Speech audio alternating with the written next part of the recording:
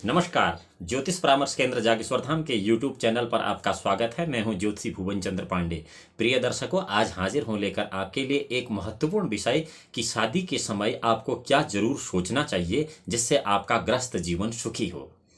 प्रिय दर्शकों, जन्म से लेके मृत्यु पर्यंत अगर सबसे ज्यादा सुख और सबसे ज्यादा दुख किसी भी एक समय में कोई मनुष्य देखता है तो वह होता है गृहस्थ आश्रम। गृहस्थ आश्रम में कई प्रकार के सुखों का अनुभव और कई प्रकार के दुखों का अनुभव प्रत्येक जातक करता है, चाहे वह स्त्री जातक हो या फिर वह पुरुष जातक हो।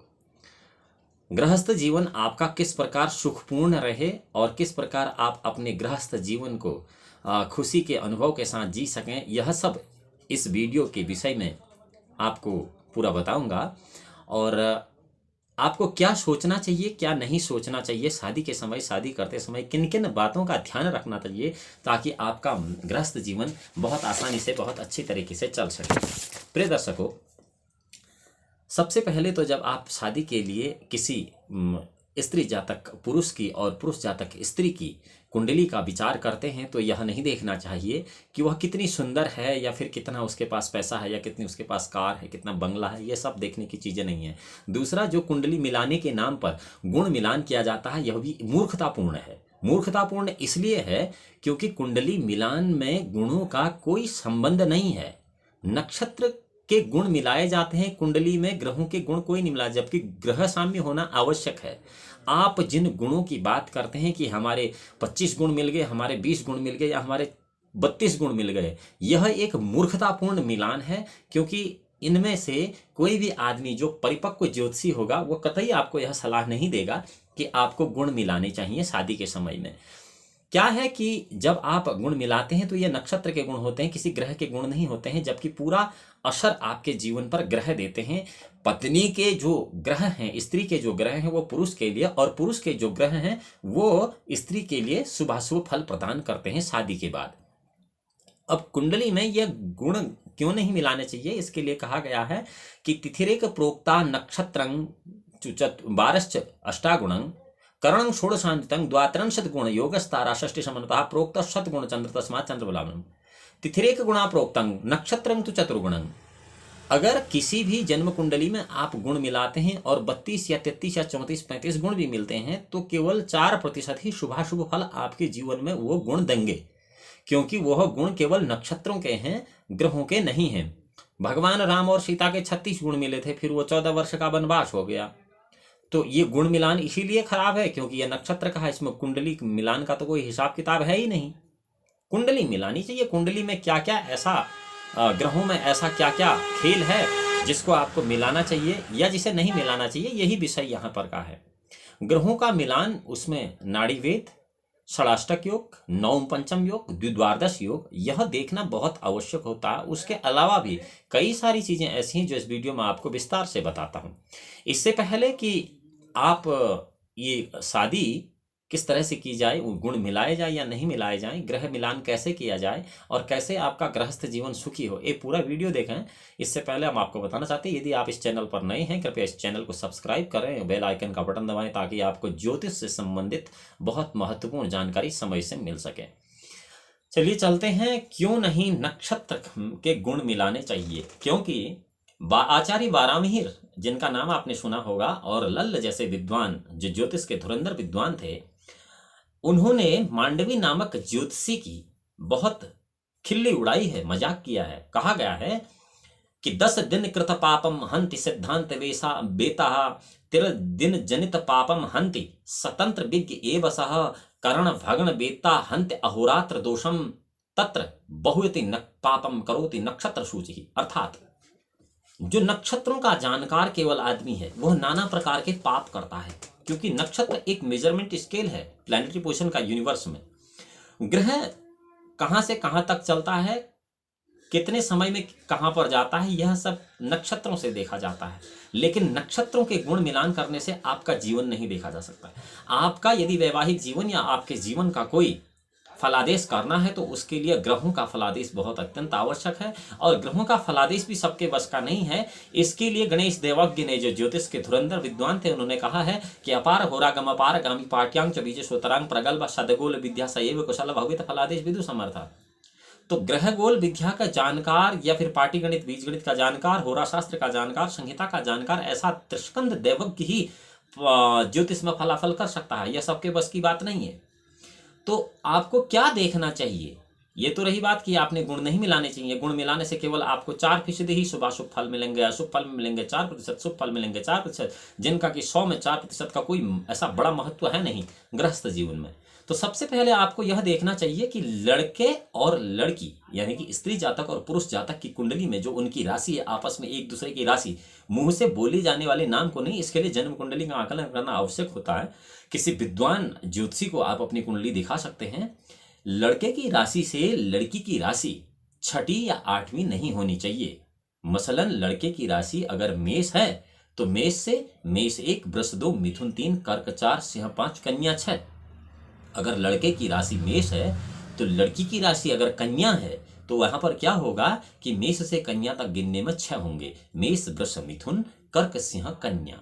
और इसी प्रकार क्या होगा, कन्या से मेष तक जब आप आएंगे, कन्या, तुला, वृश्चिक, धनु, मकर, कुंभ, मीन, मेष, यह 8 हो जाएंगे। यानी कि लड़के की कुंडली से लड़की की कुंडली की 6ठी राशि और लड़की की कुंडली से लड़के की कुंडली में 8वीं राशि, ऐसा दोनों कुंडलियों में आप देख सकते हैं। इसको शुरुआत आप लड़की या लड़के कहीं भी किसी भी कुंडली से कर सकते हैं। यह 6ठा और 8वां जो योग है यह षडाष्टक योग कहलाता है। इसको षटाष्टक योग संस्कृत में कहते हैं और कहीं कहीं पर इसको खड़काष्ट भी कहते हैं। यानी कि षडाष्टक 6ठी राशि और 8वीं राशि, 8वीं राशि और 6ठी राशि, यह शादी में बिल्कुल वर्जित है। यहाँ यदि किसी लड़के को यह दिख रहा कि लड़की के पास बहुत पैसा, उसके पास कार है, उसके पास बंगला है, उसके पास खूब अरबपति और लड़की है, उससे शादी कर ली जाए, षडाष्टक योग कुछ नहीं होता, तो इसका सीधा अर्थ यह है बस कि शादी के 3 साल के अंतर्गत पति या पत्नी को मृत्यु तुल्य कष्ट होता है, इसमें कोई संशय नहीं। इसलिए षटाष्टक योग जो है वो बहुत घातक होता है। जीवन में कभी भी उन लोगों, साधकों को, उन लोगों को, उन जातकों को जो अब शादी करने जा रहे हैं, षटाष्टक योग में कभी भी शादी नहीं करनी चाहिए। दूसरा जो मूल बात है वो है नाड़ी वेद। नाड़ी वेद के लिए यहाँ आदि, मध्य और अंत्य 3 प्रकार की नाड़ियों को वर्तमान ज्योतिषी देखते हैं, जबकि यह स्थूल है। सूक्ष्म रूप से देखने के लिए आपको द्वादश नाड़ी का विचार करना चाहिए। द्वादश नाड़ी अर्थात किसी भी कुंडली में 12 नाड़ी। आप अब तक क्या देखते हैं कि आदि नाड़ी, मध्य नाड़ी और अंत नाड़ी, अर्थात अश्विनी नक्षत्र की आदि नाड़ी है तो भरणी नक्षत्र की मध्य नाड़ी होगी और उसके बाद कृत्तिका नक्षत्र की अंत नाड़ी होगी। फिर यह उल्टी चलती हैं, रोहिणी में अंत, मृगशिरा में मध्य और आद्रा में फिर आदि मध्य अंत, फिर अंत मध्य आदि। इस प्रकार से जो 3 नाड़ी का खेल है, इस नाड़ी में अगर नाड़ी वेद होता है तो यह नाड़ी वेद स्थूल है। इस नाड़ी वेद को देखने का जो तरीका है वह द्वादश नाड़ी का होना चाहिए। अर्थात आपको यदि लड़की की कुंडली में आदि नाड़ी है और लड़के की कुंडली में भी आदि नाड़ी है तो यह प्रथम दृष्टया तो नाड़ी वेद हो जाता है। दोनों की मध्य नाड़ी तो भी नाड़ी वेद हो जाता है, दोनों की अंत्य नाड़ी तो भी नाड़ी वेद हो जाता है। अब है क्या कि यदि लड़के की आदि है तो लड़की की मध्य या अंत्य होनी चाहिए, और यदि लड़की की आदि है तो लड़के की मध्य या अंत्य होनी चाहिए, अर्थात एक समान नाड़ी नहीं होनी चाहिए। यह स्थूल क्यों है? यह स्थूल इसलिए है क्योंकि एक नक्षत्र जो है वो कम से कम 18 से 24 घंटे का होता है। ये 18 से 24 घंटे का हम इसलिए कह रहे हैं कि कभी कभी वृद्धि नक्षत्र और वृद्धि तिथि और क्षय नक्षत्र और क्षय तिथि ग्रहों की गति के वशात हो जाता है। हम यहाँ देखते क्या हैं कि चंद्रमा किस नाड़ी में है, अर्थात नाड़ियां तो अपनी घटिया या नक्षत्र जो हैं वो तो अपनी नियत निश्चित हैं। नक्षत्र है ही क्या, नक्षत्र जो चलता ही नहीं है ब्रह्मांड में, ऐसी स्थिति नक्षत्र कहलाती है। तो अब नक्षत्र चलता नहीं है तो उसकी तो आदि मध्य नाड़ी और जो अंत्य नाड़ी है वो एक समान होनी चाहिए, नहीं, ऐसा नहीं है। द्वादश नाड़ी का अर्थ यह है कि किसी एक नक्षत्र के 4 चरण हैं और किसी दूसरे नक्षत्र के 4 चरण हैं, किसी तीसरे नक्षत्र के 4 चरण, यानी अश्विनी के 4 चरण, भरणी के 4 चरण और कृत्तिका के 4 चरण, तो यह 12 नाड़ी हो जाती है। 4, 8 और 12, यह 12 नाड़ी, यही द्वादश नाड़ी का विचार करना चाहिए। मसलन किसी लड़के की कुंडली में अश्विनी नक्षत्र है और वही अश्विनी नक्षत्र लड़की की कुंडली में भी है। यहां पर पंडित यह कह सकता है कि नाड़ी वेद है, नहीं।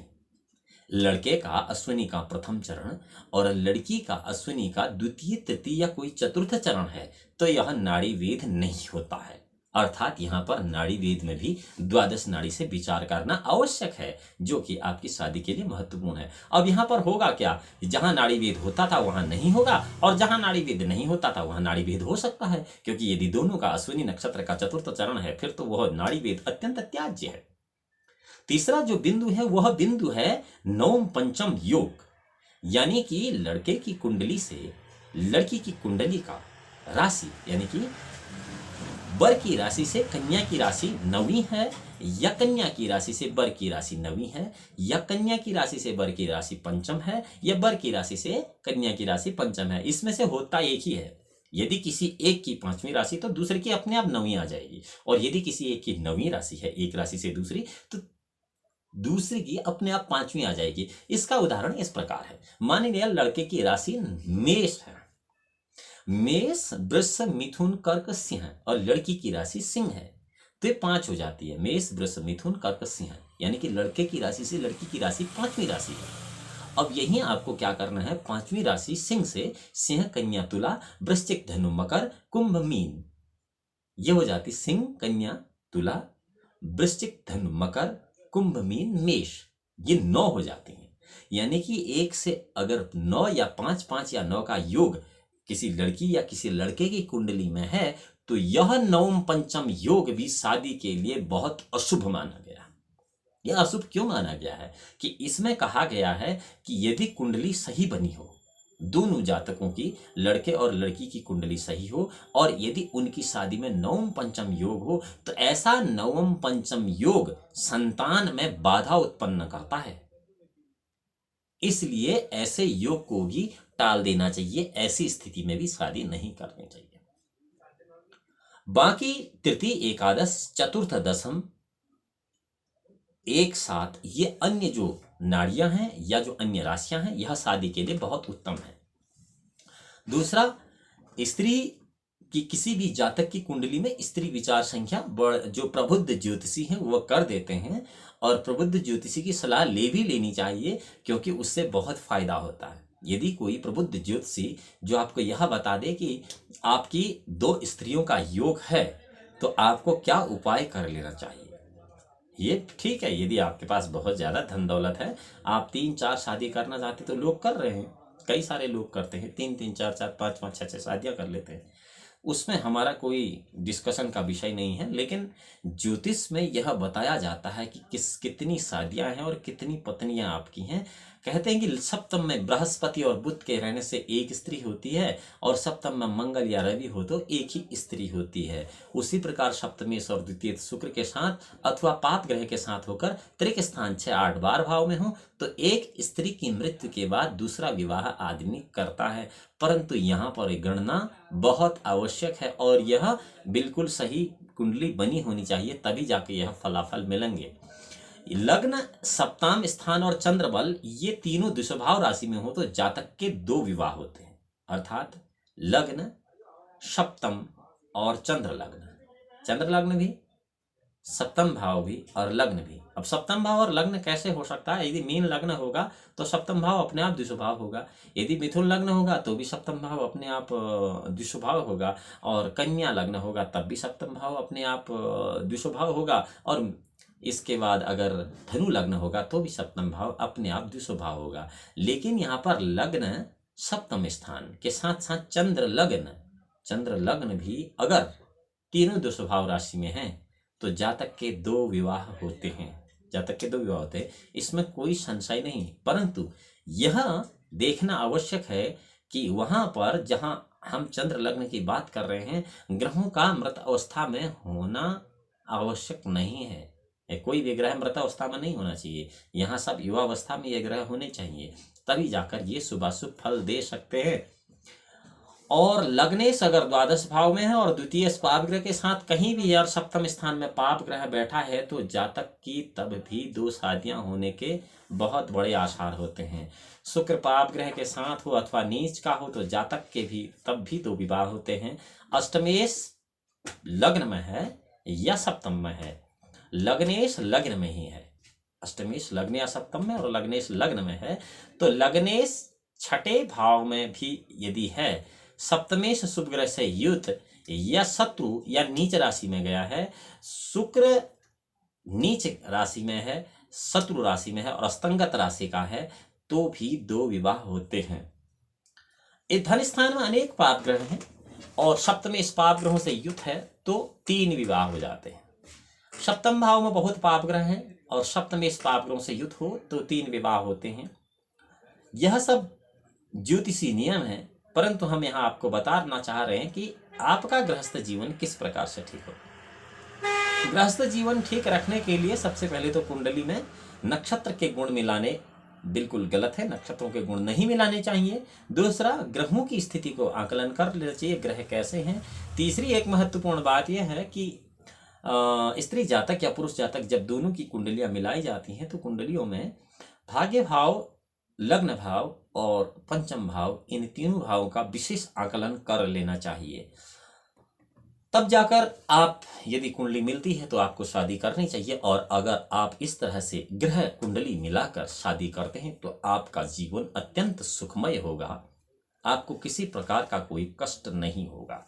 7वें या 12वें भाव में अगर किसी जातक की कुंडली में बुध होता है तो ऐसा जातक थोड़ा सा विपरीत स्थिति वाला गृहस्थ आश्रम में हो जाता है। और सप्तमेश यदि 8वें या 12वें भाव में है तो उस जातक की पत्नी जो है बहुत ज्यादा रोगी होती है, उससे कई प्रकार के रोग हो जाते हैं। तो यह सब कुंडली पर निर्भर करता है। प्रिय दर्शकों, आज हमने आपको बताया कि आपको जब शादी करनी है तो शादी के समय क्या क्या नहीं करना चाहिए। शादी के समय जो आपने नहीं करना है वो यह है कि कभी भी नक्षत्र के गुण मिलान नहीं करने हैं, क्योंकि नक्षत्र के गुण मिलान करने से यदि आप शादी करेंगे तो ये जरूरी नहीं है कि आपको उसमें सफलता मिलेगी। कई बार मैंने ऐसे लोगों से, मेरा अपना निजी अनुभव है, जिन लोगों से मैंने ऐसी शादी नहीं करने को कहा है वो मेरे सामने हंसकर चल दिए हैं और उन्होंने अपनी शादी की है। उसके 6 महीने या 7 साल भर के बाद या फिर 1.5 या 2 साल के बाद उनके रिश्तेदार आकर मुझसे यह कहते हैं कि भाई उनका तलाक चल रहा है और उनके आपस में वो एक साथ नहीं रहते हैं। तब हमारे पास करने के लिए कुछ नहीं होता है, केवल हम तो पहले आपको एडवाइस दे सकते हैं। इम्प्लीमेंटेशन, यूटिलाइजेशन, ये सब आप पर निर्भर करता है कि आप कैसे अपने जीवन को सुव्यवस्थित कर सकते हैं। प्रिय दर्शकों, यहाँ हमने आपको बताया कि शादी करते समय आपको गुण नहीं मिलाने चाहिए बल्कि ग्रहों की स्थिति मिलानी चाहिए। ग्रह की स्थिति मिलाने पर आपको यह पता लग सकता है कि एक लड़का अपनी पत्नी के लिए अरिष्टकर तो नहीं है, क्या शादी के बाद उन दोनों की आजीविका सही रहेगी, आर्थिक स्थिति सही रहेगी, शादी के बाद उन दोनों का संतान योग बनेगा, आगे को वंश वृद्धि होगी और शादी के बाद दोनों एक दूसरे के माता पिता के लिए कोई कष्ट तो नहीं देंगे और शादी के बाद वो दोनों उनके भाई बहनों के लिए उनके सामाजिक, आर्थिक, पारिवारिक, किसी भी प्रकार के आर्थिक किसी भी क्षेत्र में, ऐश्वर्य, धन वृद्धि के क्षेत्र में कोई ग्रह इनके लिए कष्टकर तो नहीं होगा। यदि यह ग्रह कष्टकर है तो बाद में इनका उपाय बहुत मुश्किल हो जाता है, क्योंकि उपाय करने वाले भी विद्वजन इतने अब इस संसार में नहीं हैं। इस ज्योतिष में बहुत बड़ा धंधा शुरू हो चुका है और तो धंधे में तो धर्म थोड़ा सा पीछे रह जाता है। तो इसलिए आपको यह जानकारी अच्छी लगी होगी कि शादी में जब आपको मिलाना है, कुंडली मिलाना है, तो ग्रहों का मिलान करना आवश्यक है। और यदि आप ग्रहों का मिलान नहीं करना जानते हैं तो आप किसी प्रबुद्ध ज्योतिषी को अपनी कुंडली दिखा सकते हैं। और हाँ, एक और समाधान है, यदि आप किसी ज्योतिषी को नहीं जानते हैं और आप खुद यह गणना नहीं कर सकते तो आप हमारे चैनल के ज्योतिष परामर्श केंद्र जागेश्वर धाम के इसी यूट्यूब चैनल के कमेंट बॉक्स में अपना दोनों का कुंडली, लड़के और लड़की की, भेज सकते हैं। हम आपको मिलाकर दे देंगे कि इस कुंडली में शादी करनी चाहिए या नहीं करनी चाहिए और क्यों नहीं करनी चाहिए। अगली वीडियो में हम आपको बताएंगे कि ग्रह कुंडली में जो लड़के और लड़की की कुंडली मिलाई जाती है, यदि विशेष प्रकार के किन ग्रहों के मिलान से दोनों का वैवाहिक जीवन कैसा होगा, किन ग्रहों के मिलान से दोनों का वैवाहिक जीवन कैसा होगा, यह सब जानकारी आपको अगली वीडियो में देंगे। भगवान भोलेनाथ आपका परम कल्याण करें। तब तक के लिए नमस्कार।